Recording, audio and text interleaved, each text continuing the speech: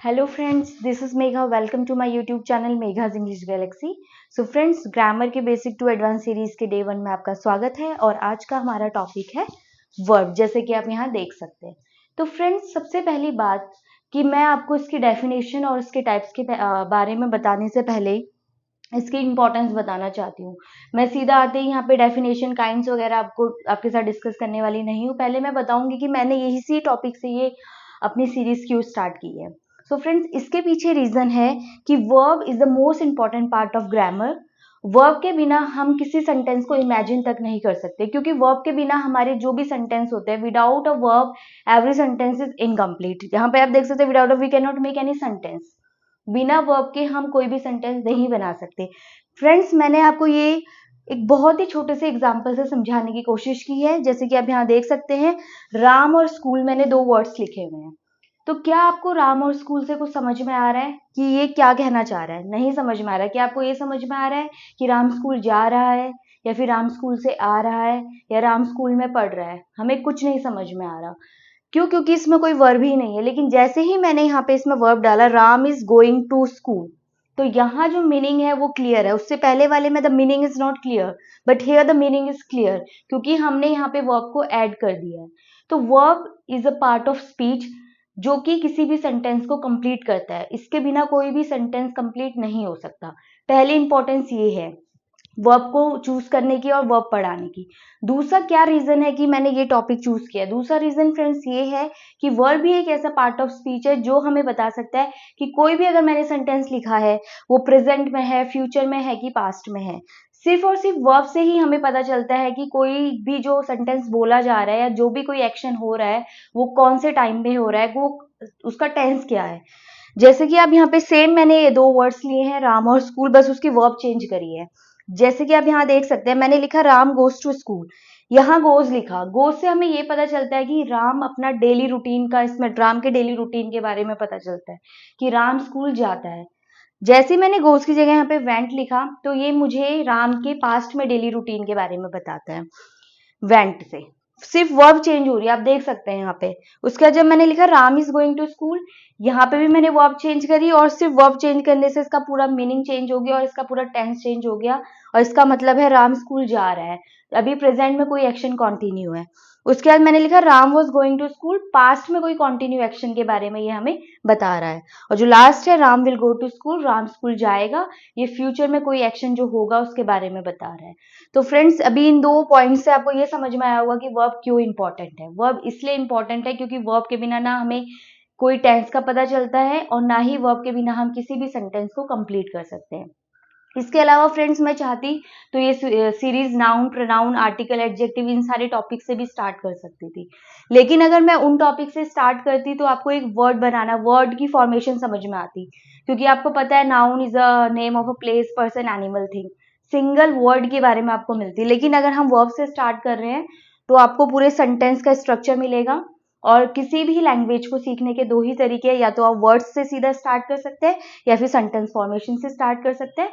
मैंने चूज किया है सेकंड वे, और अगर आपको धीरे धीरे विद टाइम आपको मैं अदर टॉपिक्स भी पढ़ाऊंगी। लेकिन अभी के लिए आप इसे नोट डाउन कीजिए, फिर मैं आगे आपको समझाती हूँ।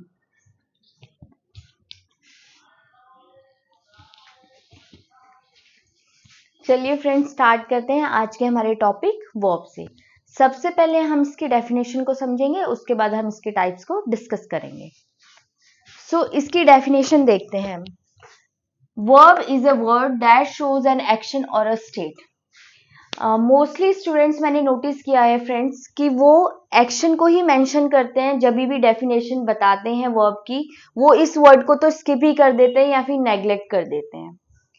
लेकिन बिना इसके वर्ब की कंप्लीट डेफिनेशन नहीं हो सकती। इस वर्ड के बिना, स्टेट के बिना वर्ब की कंप्लीट डेफिनेशन नहीं हो सकती। और वो मैं भी आपको कुछ एग्जांपल्स की हेल्प से समझाऊंगी। पहले हम इन दोनों वर्ड्स को समझेंगे अच्छे से। जब हम इन दोनों वर्ड्स को अच्छे से समझ जाएंगे तभी हमारी वर्ब की कंप्लीट डेफिनेशन बन पाएगी। तो सबसे पहले हम एक्शन को समझते हैं। एक्शन आपका कोई भी प्रोसेस भी हो सकती है और कोई एक्टिविटी भी हो सकती है। आप यहाँ पे देख सकते हैं, मैंने एग्जाम्पल्स लिखा है। शी रन्स एवरी मॉर्निंग, वो हर सुबह दौड़ती है। यहाँ पे वो क्या कर रही है? एक एक्टिविटी कर रही है, एक एक्शन कर रही है दौड़ने का। Next example, they are eating lunch right now, वो अभी खाना खा रहे हैं, मतलब दोपहर का खाना खा रहे हैं, तो यहाँ पे आपकी एक्टिविटी हो रही है ईटिंग की, जो कि एक एक्टिविटी है, एक एक्शन है उसका। ही रोट अ लेटर, यहाँ पे उसने क्या लिखा, ही रोट अ लेटर, उसने एक लेटर लिखा, मतलब उसने पास्ट में कोई अपनी एक्शन को कंप्लीट कर दिया है। उसके बाद ही इज स्लीपिंग। अब इस एग्जाम्पल में फ्रेंड्स आप लोग कहेंगे कि स्लीपिंग में थोड़ा कोई एक्शन हो रहा है या कोई एक्टिविटी हो रही है, तो मैंने आपको स्टार्टिंग में ही बता दिया था कि एक्शन में आपके प्रोसेस भी इन्वॉल्व होते हैं और एक्टिविटी भी इन्वॉल्व होती है। तो ये जो स्लीपिंग है ये एक प्रोसेस होती है फिजियोलॉजिकल, जो कि आपके ब्रेन और बॉडी को रेस्ट देना बहुत जरूरी है, इसलिए इंपॉर्टेंट होती है ये प्रोसेस। तो ये आपका एक्शन का मैंने आपको एक्शन वर्ड को समझाने की कोशिश की with the help of some examples, जो कि ऑलरेडी बच्चों को समझ भी होती है इसकी। लेकिन अब हम इस वर्ड को थोड़ा समझने की कोशिश करते हैं, स्टेट को। ये जो वर्ड है फ्रेंड्स स्टेट, इसके लिए मैंने कुछ एग्जाम्पल्स यहाँ पे लिखे हैं। जैसे कि फर्स्ट एग्जाम्पल है आई लाइक एल्डरली पीपल, मुझे बुजुर्ग लोग पसंद है। तो यहाँ पे ये जो लाइक है, अगर आप सिर्फ एक्शन लिखे अपनी डेफिनेशन में, तो यहाँ तो ना कोई एक्शन हो रहा है, ना कोई प्रोसेस है, ना कोई एक्टिविटी है, फिर तो ये वर्ब नहीं होनी चाहिए। लेकिन ये वर्ब है, क्योंकि ये आपकी स्टेट को शो कर रहा है। जो ये वर्ड है लाइक, ये स्टेट को शो कर रहा है। अब कौन सी स्टेट शो कर रहा है? मुझे बुजुर्ग लोग पसंद है। ये मेरे मतलब ये जो वर्ड होते हैं लाइक, हेट, लव, डिसलाइक, ये आपको इमोशंस को रिप्रेजेंट करते हैं। तो ये जो वर्ड यहाँ पे लाइक है, ये इमोशनल स्टेट को रिप्रेजेंट कर रहा है, इसलिए ये एक वर्ब है। ठीक है, next example, it sounds incredible, ये मुझे बिल्कुल ही अनबिलीवेबल लग रहा है। तो यहाँ पे मुझे कोई चीज लग रही है, लगने का मतलब मुझे अगर कोई चीज महसूस हो रही है, फील हो रही है, तो मैं अपने सेंसेस की हेल्प से ही कर पाऊंगी। तो यहाँ पे जो ये साउंड्स है, ये सेंसेशनल स्टेट को शो कर रहा है। और जो आपके सेंसेशनल, जैसे आप सेंसेस से जिन्हें सेंस कर सकते हैं, जैसे कि आपके जो वर्ड्स होते हैं स्मेल, टेस्ट, ये सारे आपके सेंसेशनल स्टेट को शो करेंगे। जो नेक्स्ट एग्जांपल है, the students need some extra classes, students को कुछ एक्स्ट्रा क्लासेस की जरूरत है। उनको जरूरत है एक्स्ट्रा क्लासेस की, क्यों? क्योंकि उन्हें लग रहा है कि हम एग्जाम के लिए मेंटली अभी पूरी तरह से प्रिपेयर नहीं है। तो ये जो नीड है यहाँ पे उनकी मेंटल स्टेट को रिप्रेजेंट कर रहा है। आई हैव अ कार, ये जो वर्ड है हैव, ये पोजेशनल स्टेट को रिप्रेजेंट कर रहा है। ये पोजेशन दिखा रहा है कि भाई मेरी कार है, मतलब आई हैव अ कार मतलब मेरी कार है, वो हम अपना अधिकार उसमें दिखा सकते हैं। तो ये जो हैव है यहाँ पे पोजेशनल स्टेट को रिप्रेजेंट कर रहा है। तो आई होप आपको इसकी डेफिनेशन अब कंप्लीट समझ में आई होगी, और अब से आप सिर्फ एक्शन वर्ड नहीं बोलेंगे वर्ब को। वर्ब एक एक्शन वर्ड को तो एक्शन को तो शो करता ही है, इसके साथ साथ वो स्टेट को भी शो करता है। आई अब आप इन इसको नोट डाउन करिए, मैं आपको आगे समझाती हूँ।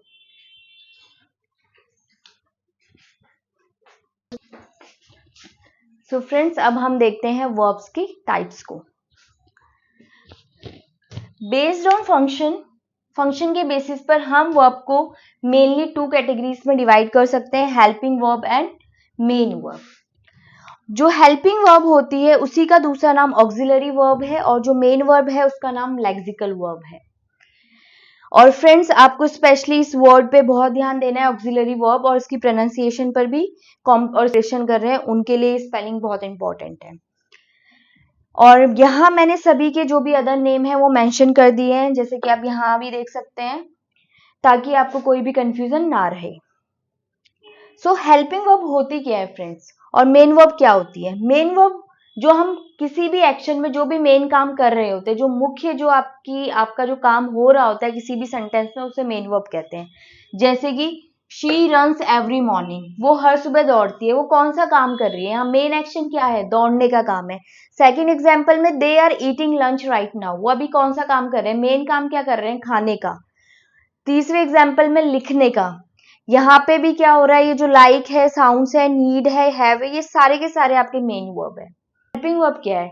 जो हेल्पिंग वर्ब होती है वो मेन वर्ब की हेल्प करने के लिए यूज में आती है, जैसे कि आप यहाँ देख सकते हैं। और ये मेन वर्ब की हेल्प करती है किस चीज में? टेंस बताने में और मूड बताने में।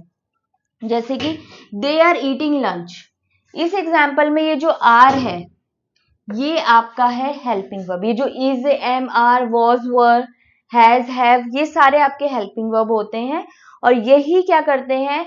मेन वर्ब की हेल्प करते हैं टेंस बताने में और मूड बताने में। तो ये जो हेल्पिंग वर्ब होते हैं इनकी फर्दर जो क्लासिफिकेशन है, primary verb, primary helping verb, semi models, complete models, idiomatic models. Primary में आपके डू, हैव, बी, जो अभी मैंने आपको बताया, do, does, has, have. Be की सारी form is, am, are, was, were, वो बी की ही फॉर्म्स होती है जो is, am, are, was, were आप पढ़ते हैं। इसके अलावा सेमी मॉडल्स होते हैं use to, dare, need, ought to.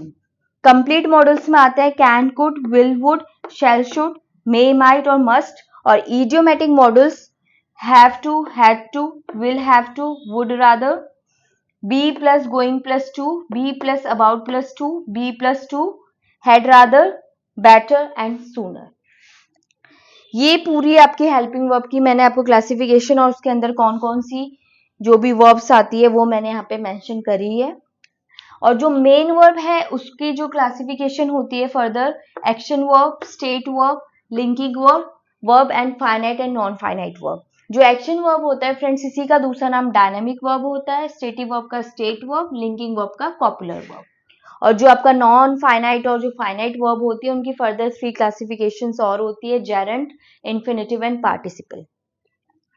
ये जो इडियोमैटिक मॉडल्स वाला पार्ट है, ये वाला पार्ट, और वो जो लास्ट वाला नॉन फाइनाइट एंड फाइनाइट, ये कॉम्पिटिटिव एग्जाम्स की जो प्रिपरेशन कर रहे होते हैं स्टूडेंट्स, उनके लिए बहुत ज्यादा इंपॉर्टेंट पार्ट है। बाकी जो स्टूडेंट्स है वो इस पार्ट को स्किप कर सकते हैं, जब भी मैं इनके बारे में वीडियोस बनाएंगे बाकी लोग अपना कंप्लीट मॉडल्स तक देख सकते हैं। तो मैंने आपको अपनी इंट्रोडक्शन वीडियो में मेंशन किया था, जैसे कि फ्रेंड्स आप अपने लेवल के हिसाब से कंटेंट को वॉच कर सकते हैं।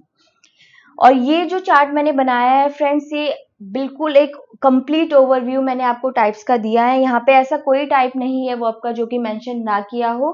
ट्रांजिटिव, इंट्रांजिटिव, रेगुलर और इरेगुलर को छोड़ के वो मैं आपको नेक्स्ट क्लास में पढ़ाऊंगी। इसके अलावा इसमें कंप्लीट हर आपको टाइप इसमें मिलेगी, तो आपको इस चार्ट को अच्छे से लर्न करना है और समझना है। आज सिर्फ मैंने आपको एक ओवरव्यू दिया है, अपकमिंग क्लास में हम हर एक पार्ट के बारे में डिटेल्स में पढ़ेंगे। इससे पहले कि मैं इस क्लास को एंड करूं, मुझे आप लोगों को कुछ स्पेशल चीजें और बतानी है, जैसे कि बिना मेन वर्ब के कभी भी कोई सेंटेंस कंप्लीट नहीं हो सकता। आप ये सारे एग्जांपल्स देख सकते हैं, इसमें मेन वर्ब हर सेंटेंस में है। यहाँ पे रन, यहाँ पे ईटिंग, यहाँ पे wrote, sleeping, have, need, sound, like, ये सारी मेन वर्ब है। लेकिन हेल्पिंग वर्ब का होना ना होना जरूरी नहीं है, बिना हेल्पिंग वर्ब के भी आपके सेंटेंस बन सकते हैं। यही सारे एग्जाम्पल सब में आपकी हेल्पिंग वर्ब नहीं है, सिर्फ इस वाले एग्जाम्पल में लगा रखा है मैंने और एक इस वाले एग्जाम्पल में लगा रखा है, बाकी किसी में नहीं है। तो मेन वर्ब का होना बहुत जरूरी है, हेल्पिंग वर्ब हो भी सकता है, नहीं भी हो सकता। इसके अलावा जो प्राइमरी ऑक्सिलरी वर्ब है, जो कि ये वाला है प्राइमरी ऑक्सिलरी, मतलब कि प्राइमरी हेल्पिंग वर्ब है, ये आपका दोनों की तरह काम कर सकते हैं। हेल्पिंग वर्ब की तरह तो करते ही हैं, लेकिन ये कभी कभी मेन वर्ब की तरह भी काम करते हैं, तो वो हम डिटेल में देखेंगे आगे। और ये जो मॉडल्स है ये हमेशा हेल्पिंग वर्ब की तरह ही काम करेंगे, ये कभी भी मेन वर्ब की तरह काम नहीं करेंगे। और ये जो सेमी मॉडल्स हैं, इनको सेमी मॉडल्स क्यों कहा जाता है, क्योंकि ये कभी मॉडल्स की तरह काम करने के साथ साथ किसी और की तरह भी काम करते हैं, जैसे कि यूज टू मॉडल के साथ साथ एडजेक्टिव की तरह भी काम करता है, नीड और डेयर मॉडल के साथ साथ मेन वर्ब की तरह भी काम करते हैं, और जो ऑट टू है वो मॉडल के साथ साथ मेन वर्ब की तरह भी काम करते हैं। तो फ्रेंड्स, आई होप आपको ये क्लास पसंद आई होगी। अगर आपको कोई भी डाउट्स है इस क्लास से रिलेटेड तो आप कमेंट सेक्शन में अपना डाउट पूछ सकते हैं। Thanks for watching.